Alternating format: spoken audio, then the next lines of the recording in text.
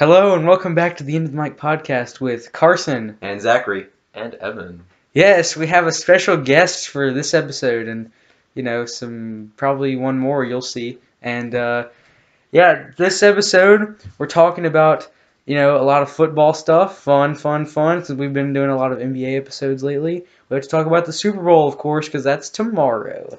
And also Alex Smith, Kirk Cousins, the Patriots coaching situations, and a couple other things mixed in there. But all that when we come back.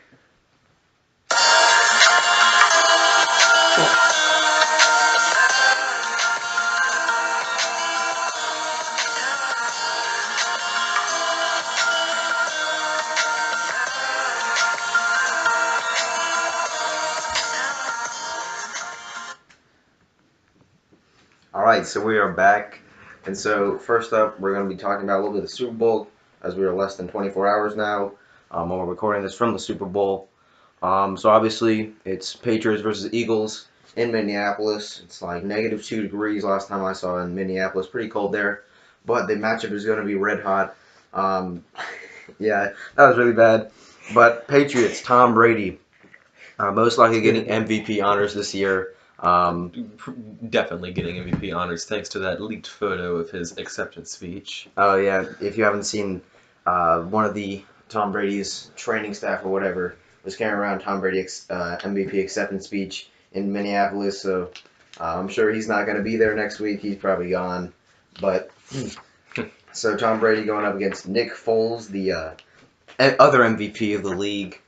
He's actually really been carrying the Eagles into the Super Bowl. He's been really good in the postseason. Everybody doubted him. I doubted him, obviously. I picked against him most every game of the postseason, if not every postseason. Yeah. He's been able to step up in the postseason and get them to the Super Bowl.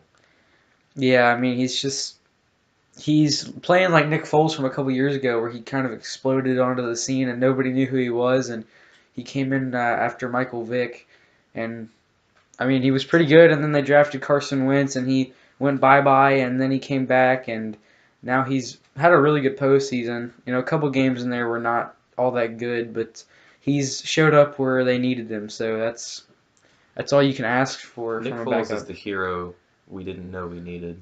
It would be very poetic if someone who didn't start the first 13 or 14 games of the season came in and beat the Patriots in the biggest game of the year. That'd be a very Patriots move to lose a game to somebody like Nick Foles.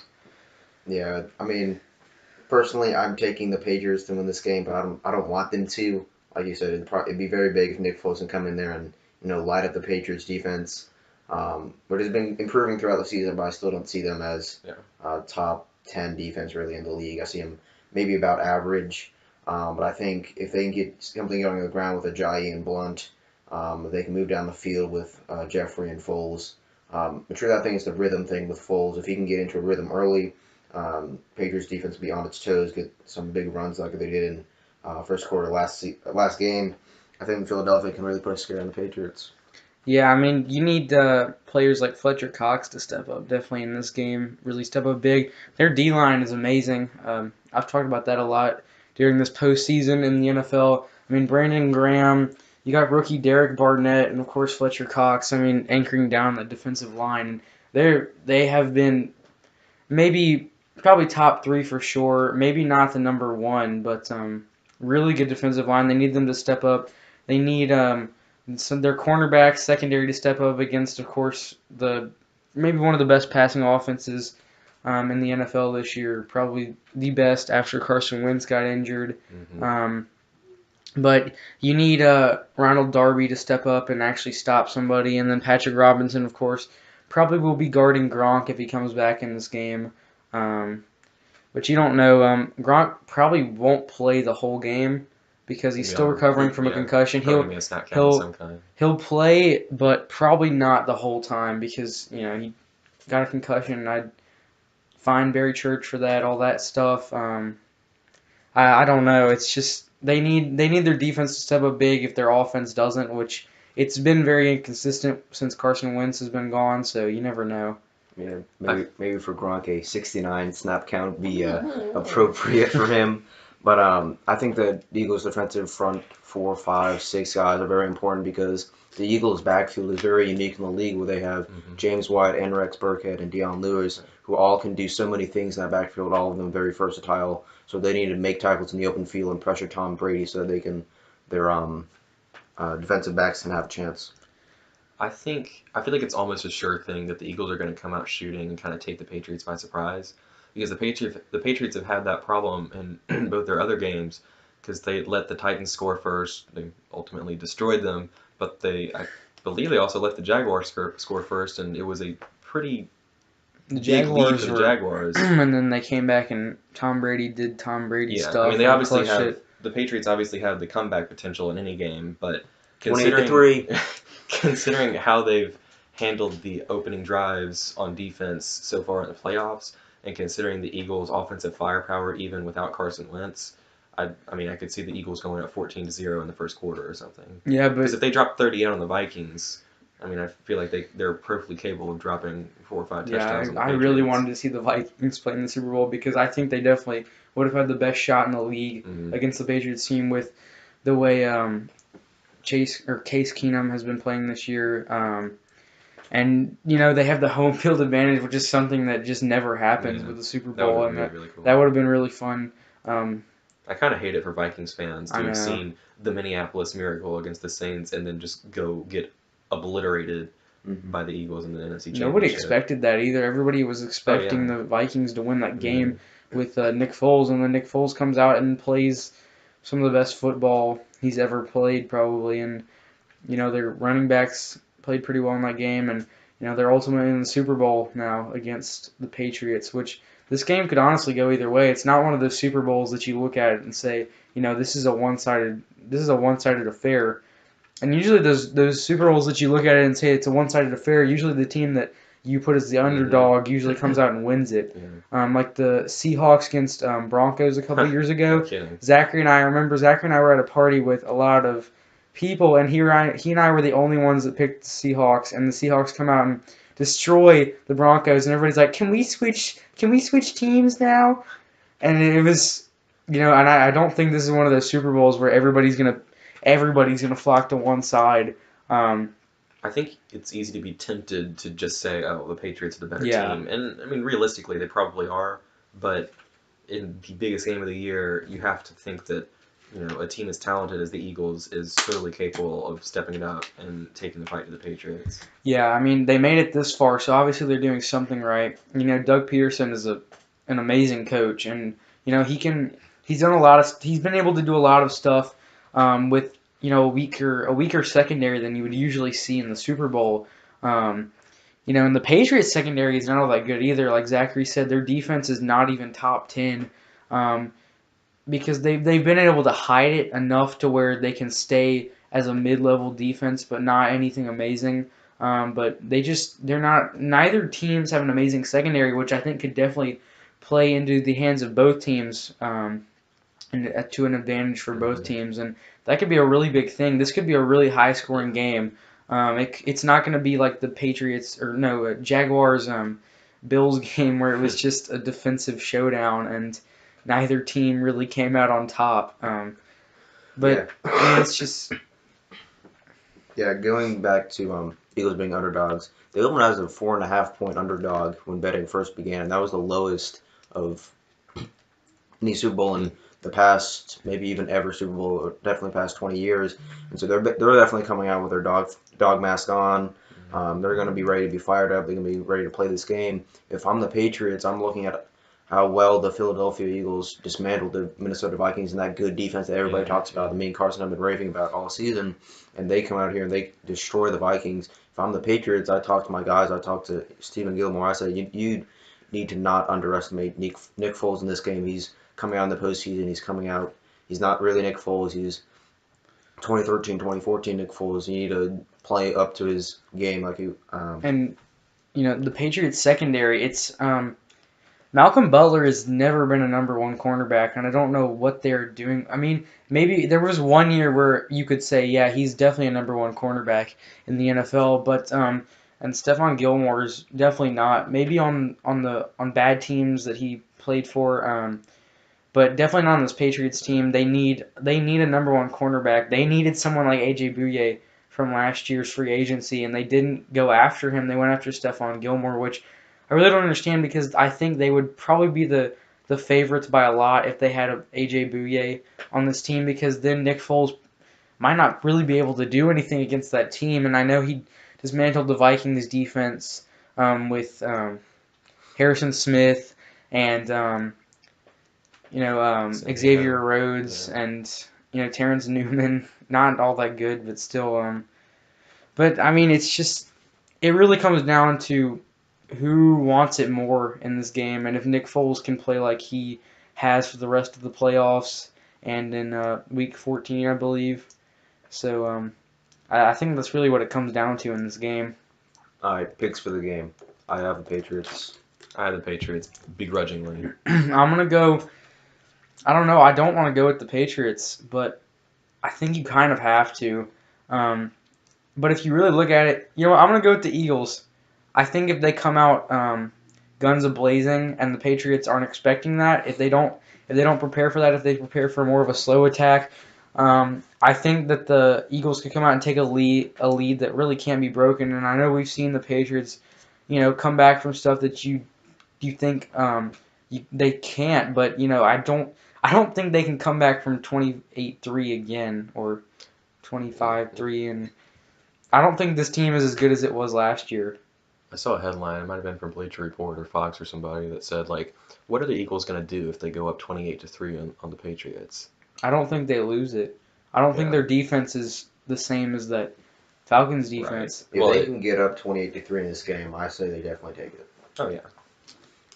And that's just Matt Ryan is not as good as he... Well, the Falcons' problem was their defense got so gassed because they were on the field for 45 minutes or something ridiculous like that, and there was just no way they could keep up with the because when the Falcons scored, they scored fast in that opening part, and so the defense was constantly coming back on the field.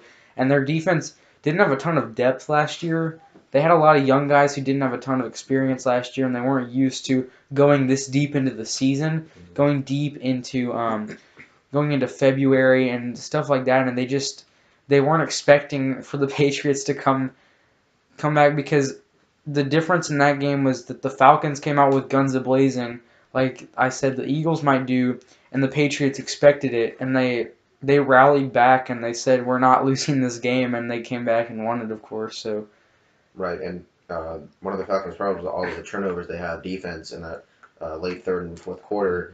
And if the Eagles' front line can get to Tom Brady, he might be forced to have some of those same turnover problems. And like I said, if the Eagles can mess up Tom Brady and they have to rely on Deion Lewis versus the Eagles' front line, I think this game can really start to go the Eagles' way really quick. And I think Jay Ajayi is a really good running back, and I think he has a down year, but running backs have down years. All players have down years, but I think he could explode at any given moment. He's a firecracker waiting to explode, is what I would call him right now, because of course, this is his first Super Bowl, as well as many of these other players on the Eagles and even the Patriots. But last year, Pro Bowler last year, probably a top 3 running back last year in the NFL, if you look at it and you put some other people down. But LeGarrette Blount isn't what he used to be, but he's still a really good third down running back and a goal line running back, that really big running back that can just push through anyone at any given moment. I have to say, when LeGarrette Blount and Chris Long signed with the Eagles in the offseason, I did not expect them to go back to the Super Bowl, especially against their former team. That's pretty interesting. Right, especially you have the Eagles had a couple injury problems early in the season, and then when Carson Wentz went down, before Carson Wentz went down with injury, when they traded for Jay Ajayi, I said this team is going to go to the Super Bowl because they have a really solid defense, not great, but solid maybe the defense. Best quarterback in the league right now. They're playing as the best quarterback. They had the MVP in Carson Wentz. They had Alshon Jeffrey. They were moving the ball well, and now they had 2 running backs that could go up the middle, and Jay Ajayi could get bounce the outside. They didn't have the receiving running back that they had when Darren Sproles was still there. And losing him at the start of the year was maybe the biggest hit they've taken all season, because he was that locker room leader.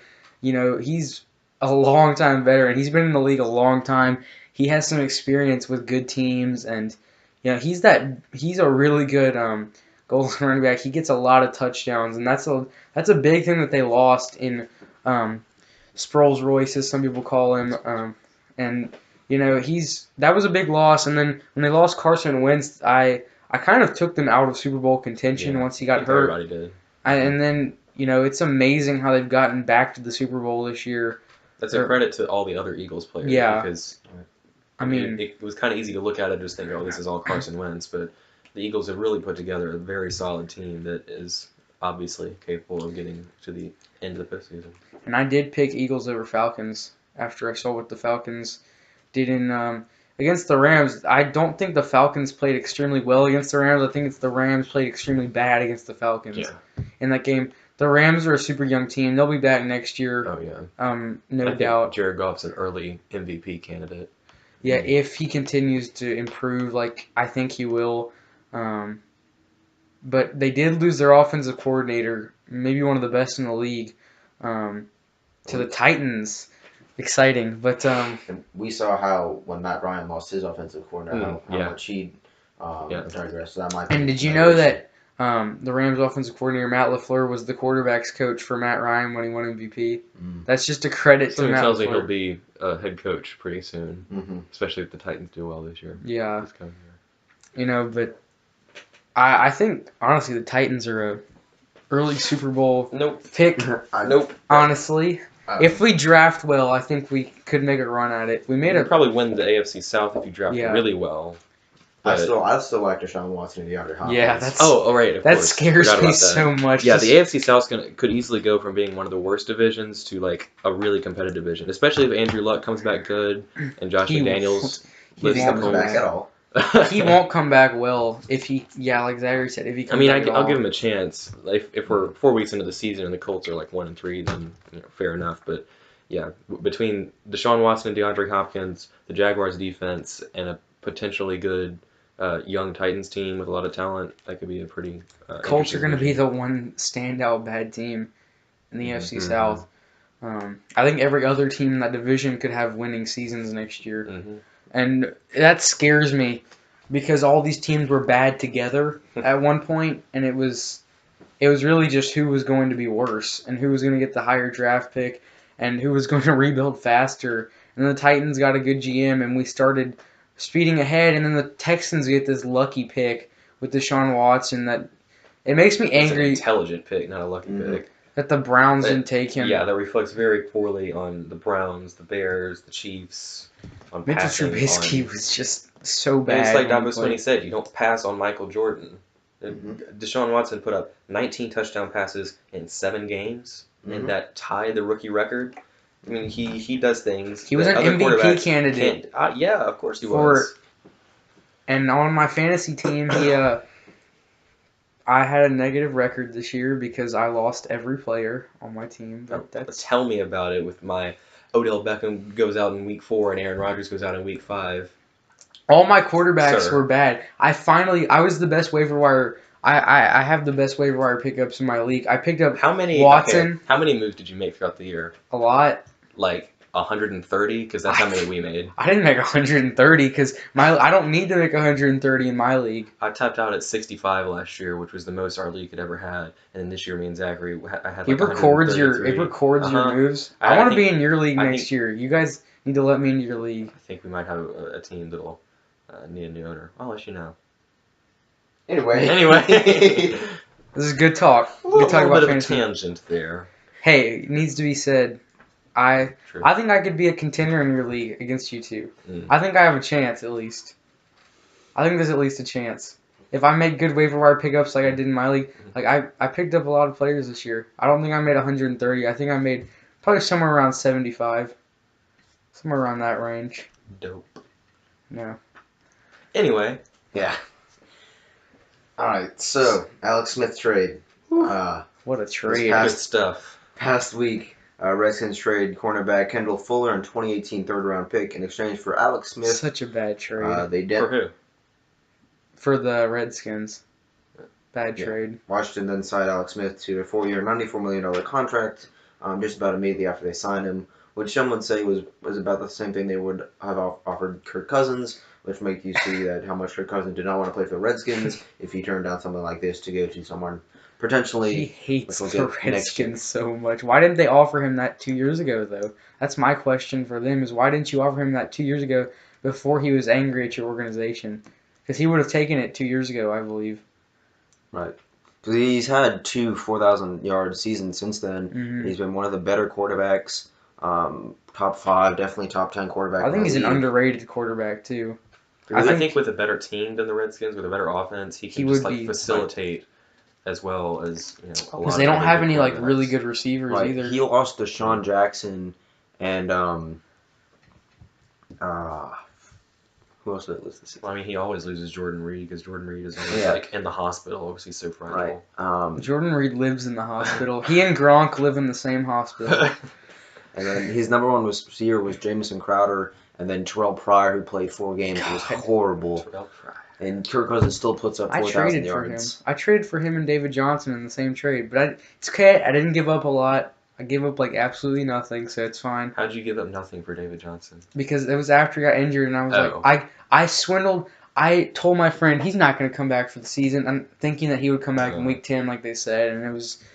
I didn't give up anything, so it was like it was really just if he comes back, I win this deal by a lot. Yeah. And do you have keepers? No, sadly, I want to be a keeper league. Speaking of giving up nothing, Washington gave up a lot. They gave up way too much. Fuller's going to be 23 in a couple weeks. Fuller's underrated. Yeah, he's Pro Football Focus. Pro Football Focus rated him the second best slot corner in the league, 6th overall.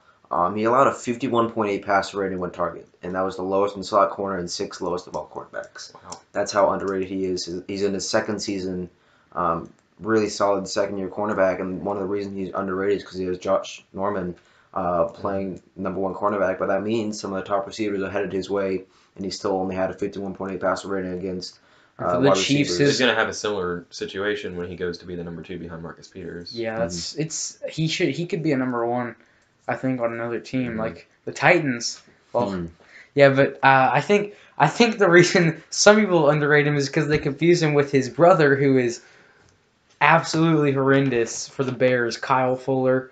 I don't even know who that is. You don't know who it is? Kendall has a brother, Kyle. They both play cornerback, and Kyle was never heard of Kyle. Kyle was supposed to be a zone specialist coming out of college, and where did he go to college? I don't remember honestly. I gotta look my man up. I just know he's bad. He was the first round pick, I think, and he just hasn't worked out. Kendall, of course, has worked out. Kendall's the younger brother of the two. I think Kyle turned 26 this year. But some people might get them confused because they're both K. Fuller, so, Right, so Tech. basically Alex Smith has been nothing but really a game manager, average quarterback at best in the league. But perhaps Washington thinks he can put up this year's numbers for the future. Alex Smith a career best in touchdowns, interceptions, average yards per attempt, and QB rating this year. So maybe they think he can be a bridge between Kirk Cousins and drafting another cornerback in the future. This might also be they didn't want to take Baker Mayfield if he falls to number 13. They could address other issues in the draft. Well, theoretically, they still could take Baker Mayfield because if they're concerned about his maturity or his immediate impact, then he could learn under Alex Smith. Right, and that's very true. But Kansas City definitely wins this deal by a long shot. They practically sold high on Alex Smith. Mm-hmm. They got a young cornerback in Fuller, who, like Evan said, can play behind Marcus Peters. And really add another element to that already good Kansas City defense. And they get to move on to Patrick Mahomes, who they took 10th overall in this last year's draft. When the Chiefs get Eric Berry back, right? Secondaries. I love Patty Mahomes so much. His arm strength is. What do you have, like an 850-yard game at Texas Tech or something? Yeah, he's really crazy, and he should have played this year. Honestly, oh yeah, they should have used this year. Well, if Alex Smith hadn't gone ballistic in the first 4 or 5 games, I know they would have. They thought about putting Mahomes in halfway through the season, and then they decided against it because they wanted to win now, and then they ended up not winning now. It was just And it kind of padded Alex Smith's stats to make him more appealing in a trade, yeah. which worked out. They were gonna get way too much for him no matter what they did though. If you look at a lot of teams were interested in Alex Smith because this year's quarterback market is really Interesting. not- It's very, very interesting. Yeah, it's a little too early to say if it's good or well. I don't know. Are you talking about like the free agent quarterback market or all quarterbacks, free agent, and draft prospects? I'm talking right now about free agent. The draft has some interesting prospects, Yeah. but I mean, when you factor free in agent, when you factor in how the draft prospects are going to affect quarterback moves throughout the league, because the makes it 49ers are really going to get unpredictable. Garoppolo. They're no matter what, they're gonna franchise tag him if he doesn't sign with them. I think he will sign with them. I think He's gonna sign with them. long-term, Yeah. big He's gonna money. sign a long-term I think big money. It's impossible for him not to have seen the potential for like winning a lot. Yeah, Because he knows if he stays in San Francisco, if he won all 5 of his starts with that San Francisco offense, when they put together a better offense and add and if another Reuben receiver, Foster stops doing that. The smoking. the ganja. He's got to get away from the joints. Yeah. So Kansas City definitely wins this trade. Washington, I don't know what they were thinking. I saw Such somewhere a that. bad trade. I can't say it enough. It's such a bad deal. They lost a third rounder too. Yeah, some guy, like a Chiefs fan, went to put this to Madden, and always bet on Madden. He tried to do this in the trade simulator for Madden, and he tried offering just Alex Smith for Kendall Fuller straight up, and it was like red interest was the worst you can get, and then he had to add the Washington 3rd and 6th round pick instead of getting a 3rd round from. Wow. He had to add a Kansas City 3rd and 6th instead of getting a 3rd from Washington, and that was the only reason it went through. So. Madden says it was a bad trade. It has to be a bad trade. Oh yes, since you can trade for Aaron Donald with 1 first-round pick. Yeah. So yeah, I think Washington was pretty stupid to try to get this trade. It was I really can't say it enough. It was such a bad trade. You lose your future number 1 cornerback because Josh Norman is, people don't really look at him. He's getting up there in age now. Because he hasn't really done anything amazing. Like he's just been a good enough cornerback for the Redskins when he was playing for the Panthers. We got some salty Panther fans here that he left. Hey, James Bradbury is the greatest of all time. Talking about. I will admit, even when Washington signed him, I thought he was overpaid when they signed him. Yeah, he's making a lot of money, but he was an amazing cornerback. But I still think he's making too much money. But Kendall Fuller could have been the number 1 if they hadn't signed him, and maybe his stats get even better. But yeah, going back to Kendall Fuller, Pro Football Focus had him a 90.0 rating for this past season. That was the highest of all of the Redskins with Kirk Cousins, G.J. Swearinger, Brendan Scherf, and Josh Norman. Obviously, he was the highest rated player of Pro Football Focus, and you can only think that will go up. Yeah. If he gets a bigger role. In the defense, because as a slot corner, I mean, you're not doing as much as a number 1. Of course, you're not playing against. Sometimes you are, but you're not always playing against the top cornerbacks or top wide receivers that you could be playing against. Yeah, but I just think this is a really bad trade. You don't just give up this 24-year-old cornerback that has the potential to be something really good, really great in the NFL for Alex Smith, who's just been a slightly above average quarterback in the NFL, when you could easily draft in this draft, which has a lot of first round projected quarterbacks in it. I don't think that you should do this trade at all, Right. Unless you're only giving up the 3rd rounder. Right. And also the question that got me at first was that Kansas City didn't appear to have any leverage at all. Because every team knew that they were going to trade Alex Smith. Like at the end of the season, they're like, we're going to trade Alex Smith. We're moving on to Patrick Mahomes. And so Kansas City really didn't have any leverage. So if they had all the leverage, then they might have done this trade with the leverage. But when they have no leverage, there's no way that they would have accepted this. This was probably a trade, hopefully not proposed by them. It was probably proposed by Washington. They probably took it. But you would have to think that when they had the leverage. When they didn't have the leverage, they would have taken this. But when they had the leverage that they did, that everybody knew they were going to trade for him, trade him away.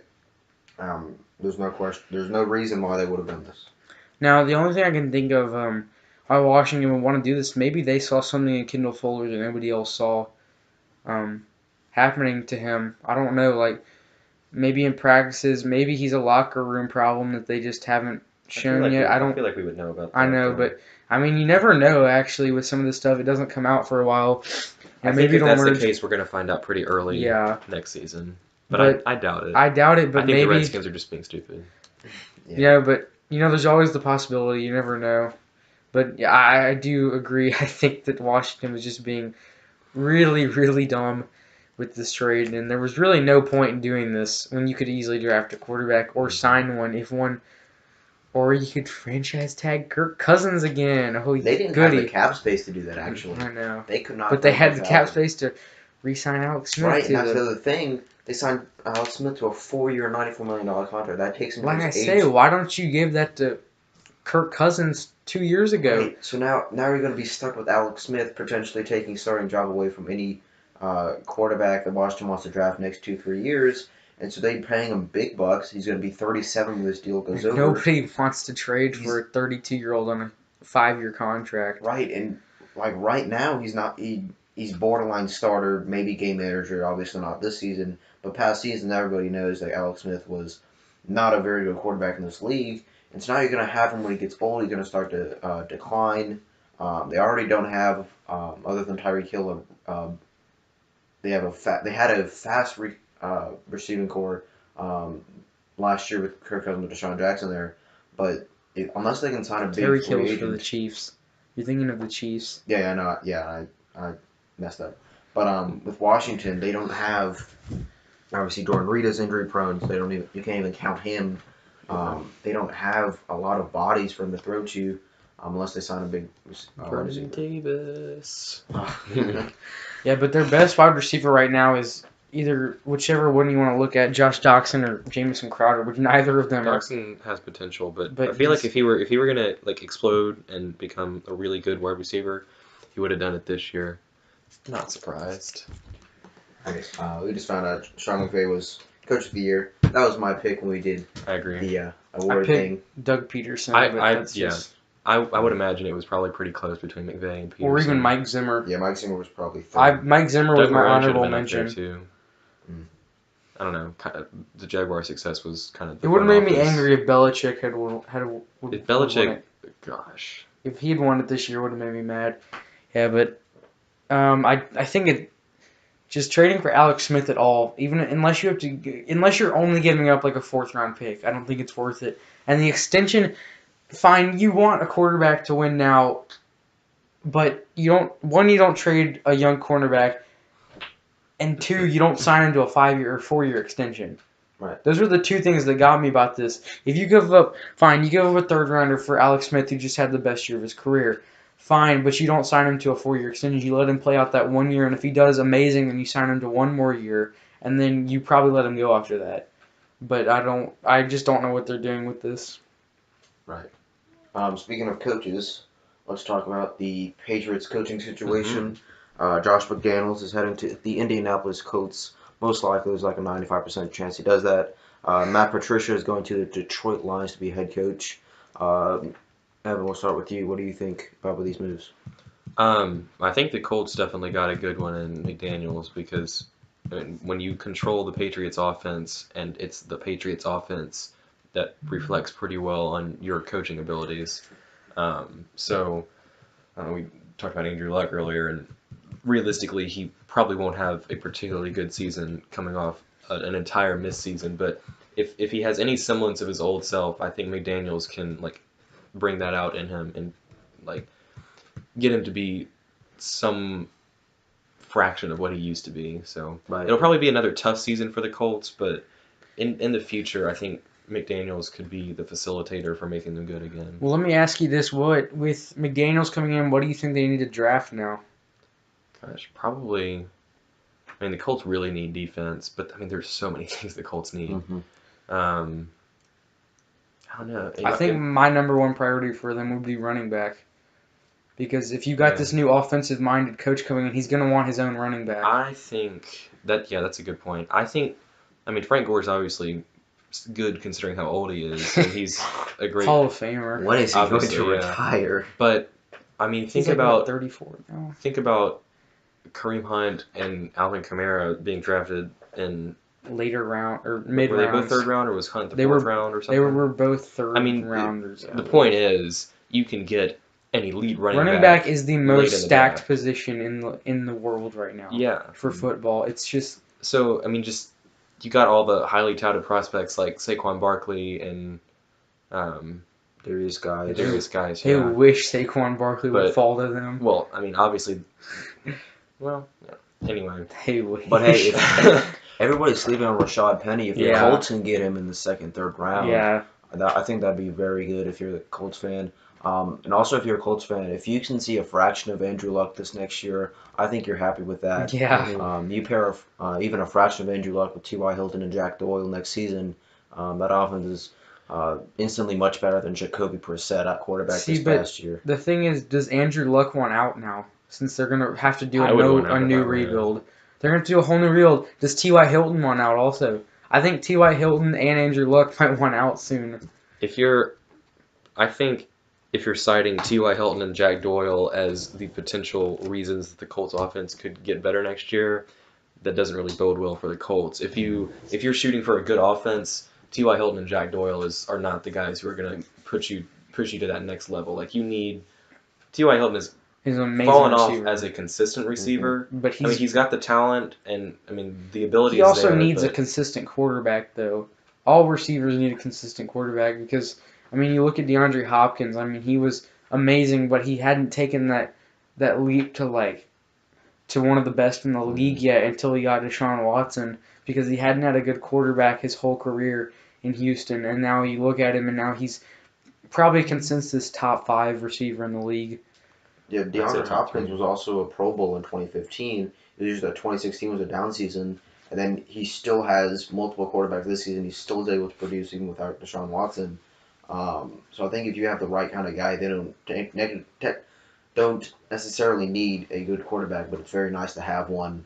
But consistently, I think Jack Doyle has been pretty consistent tight end. He won't bring you to the top of the league, like Evan said. Relying on him to be your number 2 receiver in that core is not very good. Does not bode well for the Colts. But if they can get another wide receiver, I think if they get Bradley Chubb, number 3. I think if they get a good defensive presence, and they get Andrew Or Luck Arden back- Key. I wouldn't blame them for Arden Key should not be the 3rd overall pick. No. I wouldn't blame them for taking like Quentin Nelson. Maybe. Yeah. I mean, because he's a very good prospect. Or Mike McGlinchey. I don't know if Mike McGlinchey's a 3rd overall prospect. He's probably Maybe. going later than Nelson. Yeah, I mean, Nelson is. I think Nelson's Nelson's the best offensive lineman in the Oh, class. absolutely. Or Orlando Pace, maybe you could make a case for because of his size and his ability, but because the man's 6'8". I mean, he's ridiculously big, and he was amazing. I think he's better than McGlinchey, but I do agree with Quentin Nelson is the best offensive lineman in the class. Yeah. No, I think you made a good point about a new offensive-minded coach kind of wanting to have his centerpiece. All So- coaches want their own running backs and quarterbacks. That's just how it goes. And, I think if you're the Colts, you also have to look at Andrew Luck turns 28 this year. You're going to have to do a full new rebuild, which is going to take, in the NFL, it could take up to 3 or 4 years. Or even 5. It depends on how you draft. 15. It depends on how you draft and how you sign free agents, and if you're the Grizzlies, you don't sign or do anything. But that's basketball, wrong sport. But it really depends on how they draft. And do they look at trading Andrew Luck? Do you think? Absolutely, they should. I think they should definitely in this draft with all the quarterbacks. I think you Right. definitely look at it. And the free agent quarterbacks. I mean, Mhm. you got all 3 of the Vikings quarterbacks have starting potential, and they're all free agents. I like the Case Keenum to the Giants rumor because that would take care of the Giants quarterback problems. And then they draft and you follow Pat Saquon. Shurmur there. You got Case Keenum and Saquon Barkley and Odell Beckham Mm. and Evan Ingram. My Mm. goodness. Sterling Shepard. Sterling Shepard had a really. I mean, he's was- more of he an was underrated. injured. Yeah, but I think when he plays, he's been really good Yeah. as a slot receiver. He's a really good slot receiver. And then Brandon Marshall. I know. Brandon Marshall. Uh, Washed up. But if Look if they signed him. if the Giants can, even if they miss out on Case Keenum, if assuming the Vikings deal with Teddy Bridgewater, who looked to be a franchise quarterback, if they can get Sam Bradford, the Colts can, and then trade Andrew Luck, and then Sam Bradford could be the lesser paid quarterback to bridge them through the rebuild. I think I'd much rather have that and get something in return for I Luck. think they trade if they're gonna trade Luck, they do it right now in his prime.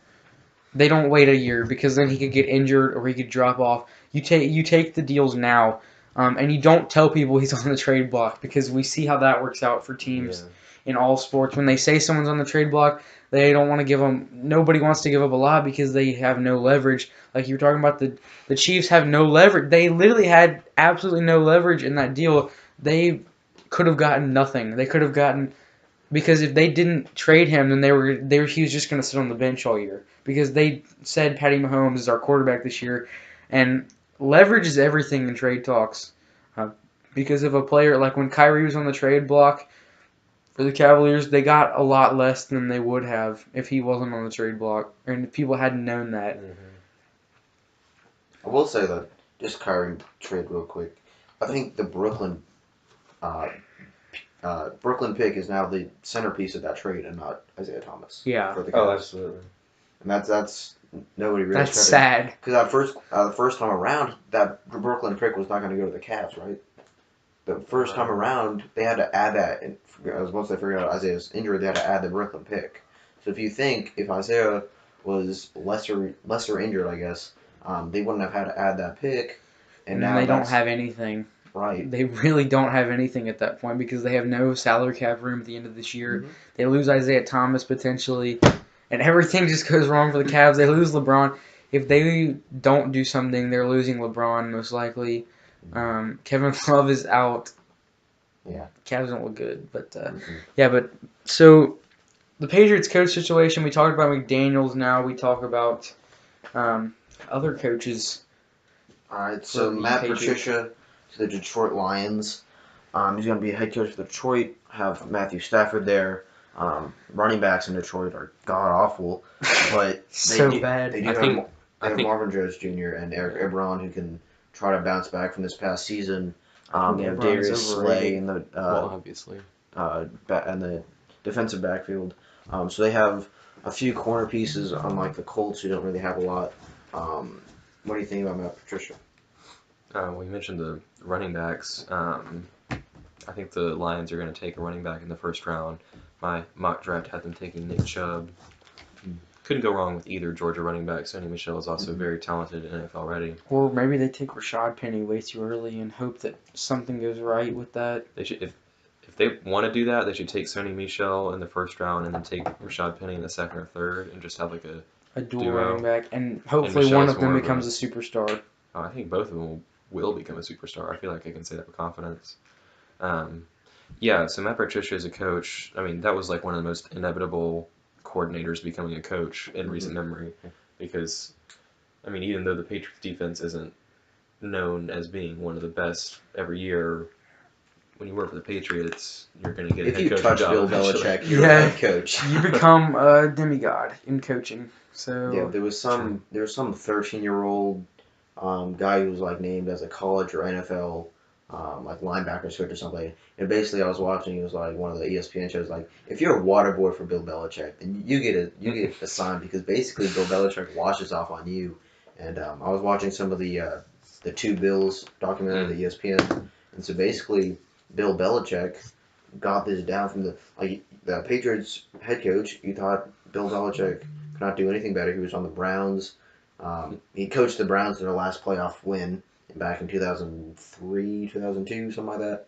And now Belichick has really exceeded expectations in that Patriots organization. Top 5 coach all time. He's really been doing something, though. Matt Patricia has been highly touted in the league this year. So Detroit Lions, I think, could have their head coach for the next multiple years. Yeah, definitely. And also I asked this question with the Colts. Do they look at trading Matthew Stafford? I think that's a definite yes. The Lions? Mm-hmm. You said Colts. Yeah, I know, but I said talked about the Colts trading their quarterback. Now you look. I should have clarified that, but then you look at the Lions are sort of in the same situation as the Colts because they have a quarterback that's nowhere near as good. I think definitely nowhere near as good as Andrew Luck. They have crappy running backs, or old running backs, not crappy for the Colts, but old. And you know, decent secondary for the Lions. Big Play Slay is top 5 cornerback in the league. Amazing. Does he ask for a trade? I think yes, because 27 years old, going through a full rebuild. I think they trade Stafford, maybe trade Slay. Look for a running back. You got to give it at least 1 year with Patricia. You have to experiment and see if he can lift them into the playoffs potentially, and give Matthew Stafford give him a second win in his career. Then you probably got to keep her with Patricia as the coach, and there's no reason to trade Stafford yet. I think if the Lions go 4-12 next year and don't get any better in 2019, they could easily trade Matthew Stafford before the trade deadline in 19. But yeah, I think definitely even when you signed Matthew Stafford last year to a massive contract, I think you have to at least give him 2 years on that contract. You have to give Patricia 1, maybe 2 years. And we're doing this all before the draft, so we have to figure out how well they draft and if they can get some pieces on that offense or really defense. But I think you have to give him a chance, and Stafford has to continue being Matthew Stafford. Some say he would Pat Stad, but he has to keep going well for the Lions if they want to have any chance. They've kind of been on the edge of playoff. They've been 500, maybe 9-7. But the Lions have to be. Ever since they lost Megatron, it's been sad in Detroit. Yeah, they started 4-0 this year and then lost to the Panthers. So they have to start strong and finish strong in order to make the postseason. They started 4-0. 3-0, 4-0, something like that. Yeah. Well, they played the Falcons and lost on because Golden Tate's knee went down an inch away from the end zone. That was funny. Yeah, it was 3-4-0 because the Panthers. That was supposed to be our first signature win of the season. And I think if they suck this year, they have to trade all their receivers because they're all in late 20s. Jones and also Golden Tate. Glover Quinn is above 30. He's on the wrong side of 30. Darius Slay he's about to go into his late 20s. Matt Stafford, late 20s. I mean, you look at this team, and where's the young talent on this team? I mean, it's really not.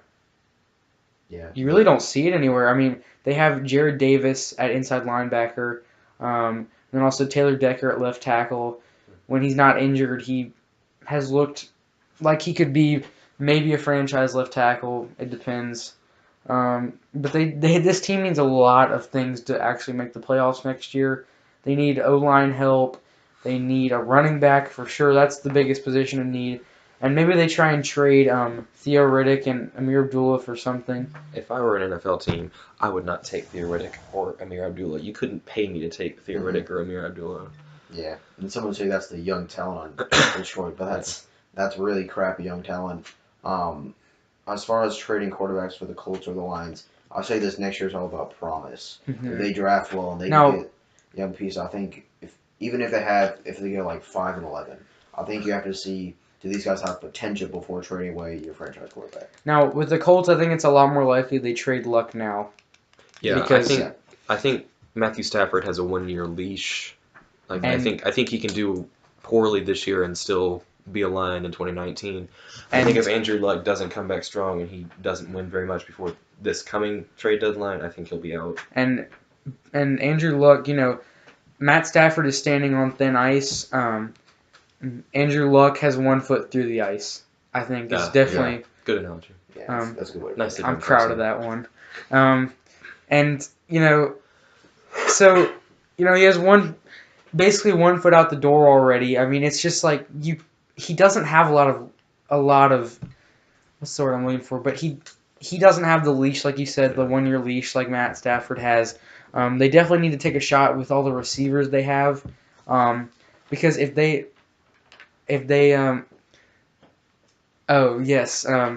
if they need that 1 year to see with Matt Patricia. I think the Colts have a much higher chance of just destroying it all now and giving them a couple years and then coming back when the AFC South might not be as strong, which it's really young and strong, which is scary. The Colts are on the wrong end of the rising AFC South. Right. And that's sad as a Titans fan, but at least we're rising with it. So, hey. So, yeah, that's pretty much it for that. Now, the final thing for this episode. This will be a short part. Who is the GOAT of all GOATs? All sports. This year's NFL MVP, Tom Brady. I don't think he should have won MVP. Another story for another time. I could talk for several minutes about that. Anyway. Talk for several hours about that. That's true. So, even though he probably did deserve it this year, Tom Brady is the MVP, and he's the greatest football player of all time. And, in my opinion, not a humble opinion, very outward going opinion, he is the greatest professional athlete of all time. I have to agree with Evan. As much as I hate the Patriots, hate Tom Brady, he's just been so dominant for so many years for the Patriots. I mean, every year they're a contender ever since he took the starting job. Jordan, I have to look at. He did not start out as All-Star first couple of years. Obviously, the baseball thing did not go his way, and he had to come back. Washington Wizard, he did not do well in the Wizards. Brady has kept with one team, and he hasn't really had a dominant wide receiver other than Randy Moss for 1 or 2 years. He hasn't had all that much, and he's been able to propel them to multiple Super Bowl rings. Looking to get his 6th this year. I have to take him over MJ, who got the championships, but I have to admit, Jordan did have more help than Tom Brady did. And the thing about Jordan is that I'm not entirely convinced that he's the greatest basketball player of all time. I hate LeBron James, but he's closing in on that really fast conversation. And he's only 33. Yeah, and I mean, you've got these other guys like Kobe, Magic Johnson, Kareem. Realistically, none of them are as good as Jordan, except maybe Kobe. Another thing I could talk for hours on. But anyway, Jordan scares me. Jordan is so good, but there are other NBA players throughout NBA history who have been on close to or on his level, whereas Tom Brady has been so far ahead of every other NFL quarterback in NFL history. And now Carson will tell us about his good buddy Peyton Manning. I don't think Tom Brady is the greatest football player. Or if he is, it's not by far. It's not by far. For those of you who can't see, all of you, I'm just leaving the door. I'm opening the door and leaving right now because Carson is out of his mind. But you know what? Fine, I'll go with it. I'll pick Tom Brady, even though I hate myself for it. I'll pick Tom Brady as the greatest male athlete of all time. Fine, I don't want to. Evan's back. Who's back? But I guess you have to. Hopefully he retires soon and then goes and dies in a hole. Wow. And that's intense. Yeah. Hey, he's a scumbag. He really is though. Yeah. He kisses his son on the lips. Did y'all see that? I think I did see that. Yeah, but the thing that gets me is that Tom Brady, he's age 40 and he's the NFL MVP. What was Michael Jordan doing? He was a wizard when he was playing in his late years. He really didn't. Okay, but we're all wrong though. We all do realize that we don't know who the actual GOAT is, right? Brian Scalabrine? It's the White Mamba, of course. True. Brian Scalabrine is better than everyone. His per 48 minute numbers. Off the charts. He's so good. I mean, how can you deny his amazing career? He's the best. Can't argue with that. You know, Yeah. I mean, it's just we're all wrong. And I think we can wrap it up. We went a little over the 45-minute limit. A little bit, But that's okay because we talked about a little bit everything. So I think it was a really good episode. We got everybody talking. We got Evan in here. We appreciate you coming, Evan. Yeah. This is the first episode. We're going to have another NBA episode coming out. with the great Evan If Dorian. not the same time as this one does, but maybe the next day if we can do it both tonight.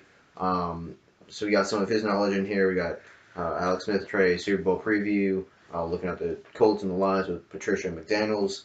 We got everything in here, and we hope you enjoyed it, and hope you stick around and listen to the next one with Evan. We're talking about NBA. Follow our Instagram into.the.mike, no capitals. Follow daily updates and cool stuff. Thanks for listening. And remember, Keelan Cole is cold.